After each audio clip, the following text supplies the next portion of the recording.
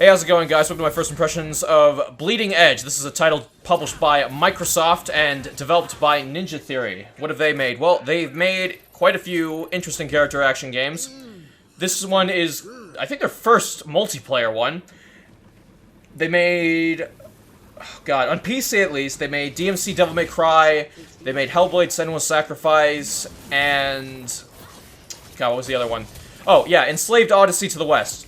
Really fun games, honestly. Like, yeah, DMC Devil May Cry, you know, some people just absolutely despise that game, and, you know, I don't blame them. There's some artistic choices in that game that really piss people off. But, honestly, they make aesthetically pleasing games that are usually pretty fun to play.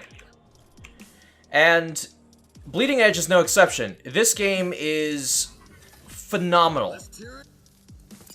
Phenomenal. This is so much fun, I gotta say. Even when I'm losing, it can be pretty fun. So, it is a mix of Anarchy Reigns.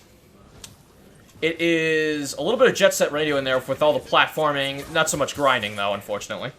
It's got the cel-shaded art style. The art style is not Tumblr vomit, I will say that. The characters are detailed in a way where they're not overly simplified and dumb-looking. The particle effects are detailed, yes, but they're not neon vomit. You know, it's just enough to see, you know, what's going on the screen. And I completely screwed that up. You have a dodge mechanic, you have a parry mechanic. You have melee characters, you have range characters, you have healers, you have tanks. Now, I want to get into the criticisms that have been shoved on this game, because it's very important for a multiplayer game to have, you know, a good launch, a good reception, for a hopefully long-lasting, you know, player base. So again, $30 on Steam right now, Xbox One, Xbox One X, Windows 10 store, cross-play, so that'll be good. But it is also $30. It's not a free-to-play game, despite it being multiplayer only. Now, again, $30 is not $60, and that is $10 less than what Overwatch launched at. Oh my god. Now, the main thing, what I'm trying to get at here, is that when you have like a game like Battleborn come out, you know, $50, $60, multiplayer only. Even when you have like a single-player campaign, the focus is on multiplayer. And not everyone is going to buy a game where it's like, well, the main focus is multiplayer. I mean, Titanfall 2 has a single-player component, and it's worth playing. And the main focus is still multiplayer. But it's got a very fleshed, you know, Titanfall 2, something like that game, had a very fleshed-out multiplayer. It was going to give away free content in the long run. And it's got a very robust single-player campaign. Battleborn had a season pass. Lawbreakers, was it? Had $29.99, none of that $60 multiplayer only bullshit. Well, nothing was recognizable about that game. And these games just kind of got released at the wrong time as well. They just weren't distinct enough. This game, I can say, is fairly distinct in what it does. It's third person, it's character action, and it's a lot of fun to play. The main thing is that you have a high skill ceiling for most of the characters. And that's, you know, brings me to one of the things that people on Steam are talking about. You know, they're saying like, oh, this game it's a button masher. This game's going to be dead soon. And that's just so short-sighted. First off, a lot of these people who are criticizing the game on Steam, they have literally like under 2 hours of gameplay. They don't want to take the risk of buying a multiplayer-only game because they think it's going to be dead. Or they're like, oh man, there's so many issues. Oh man, this game's going to be dead. And it's just frustrating, because seeing these negative reviews hurts the game on Steam. You know, you have the right to voice your opinion, but you should also be a little bit smarter about it. I mean, Ninja Theory is not like a big AAA publisher. Microsoft is, though. So, you know, I guess you got that. So, you have various kits that you can build with mods that you can get through progression. Yeah, and they do directly give you, like, benefits, which is a little bit annoying, but at the same time, again, no microtransactions so far. Now, I'm wondering how they're going to add content over time to the game, because usually you have to have these business models like, okay, well, what's paying for it? Is it going to be expansions? gonna be skins, DLC, and sometimes, especially in a paid game, skins just usually don't cover the game enough. Now, I'm hoping Microsoft does a little bit of promoting for this. In fact, I want them to do a lot of it because they need more exclusives, and they need a better presence on PC right now, because with Master Chief Collection completely sucking ass, and Gears 5 sucking ass, Microsoft, you need something new, you need a win, and I think this game should be that win. It's an amazing game. It's tons of fun to play. There's a decent amount of customization. The big problems, of course, though, that these are the actual pieces of criticism that are coming from Steam that are much more legitimate. Right now, it's technical issues and lack of content. So you have basically two modes. You have control point and capture control, I guess you could call it that. That's about it. There is no ranked mode. It's kind of poop, honestly. Let's see, actually, let's go... Oop. I'll actually get into that, too. Yeah, that is your social. Again, no clans or anything like that. PC port's very good, though. I have it running on max settings. I'm getting very, very good frame rates going on right here. Video options, audio, ton of that. Look at that. Accessibility, great. Just amazing. Colorblind options.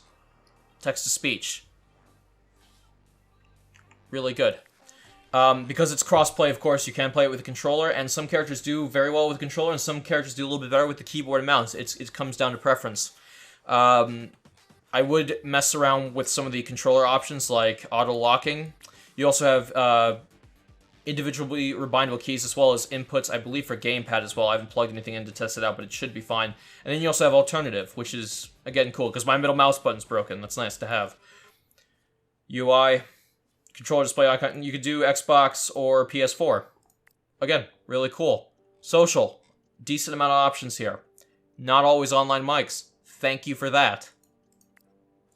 And they do seem like they want to have, Ninja Theory wants to have an active, place in developing this game. You have, like, updates where it's like, okay, this is what we're working on. We're aware of this. We're gonna just feed this to you. We have the report a bug function that you can just do straight from the pause menu. It's great.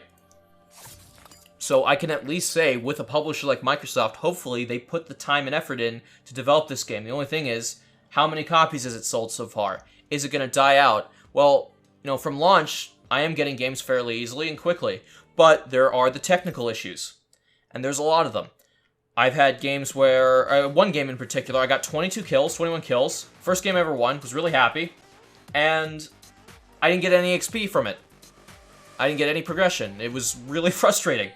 I've gotten kicked out of service sometimes. Now, thankfully, it doesn't seem to waste your time too much. I've never had the game hard lock on me, really. I've never had just anything super obnoxious happen, Like, oh, man, I gotta restart my computer, or, oh, man, like, it's gonna take... I gotta wait, like 20 more seconds to get through this damn loading screen, Like, sometimes if the game is hanging, it'll just quit out to the main menu for you, and it won't waste any more of your time just hanging. I feel like it's a very well put together, developed port, and game in general, and that goes a long right way, because for a launch title, when it's multiplayer only, or multiplayer focused, there is a training mode, but whatever. You gotta get it right.